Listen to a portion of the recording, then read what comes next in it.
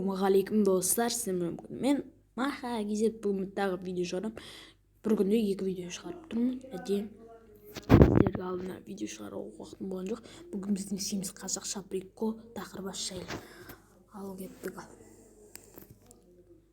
Жан ана парковке тоқташы. Мына тақырбас ұйықтаймайды. Менің қолымда болма. Кет жоғал, екі палки. Қаны бізге бір орындық бересіз бе? Кешіңіз бір орындықты бана бір тақырбас жігіт алып қойды. Әне тақырбас. Мынау енді келіп алып біздің орнымызды алып қойды ма? Тамақ жегкез қарным шашты ғой. Тоқырбас. Қойшы үйіме кірейін. Сот шешімі бойынша сіздің мүліктеріңізді мына тақырбас жігітке беруіңізді сұраймыз. Сот солай шешті. Қалай мына тоқырбасқа беруім керек пе? Мен өз заттарымды қалай әйелімді беретін шығармын енді.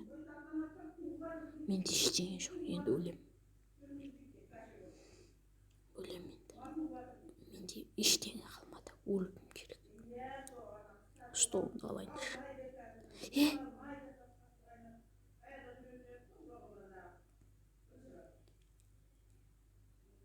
Осы бір өлей қалайын десем осы. Тоқырбаста бір менің артымнан қалмайды. Шок. Біз оны сыйлаймыз. Тақырбас қайтыс болды. Ол ақылды, инноватты еді. Оны біз сыйлаймыз. Отбасында сыйлаймыз. Оны жерлейміз.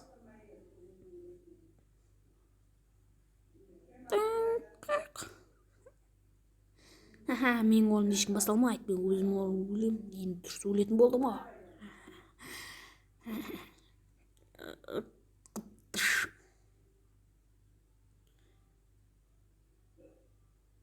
Жоқ қой мұнда.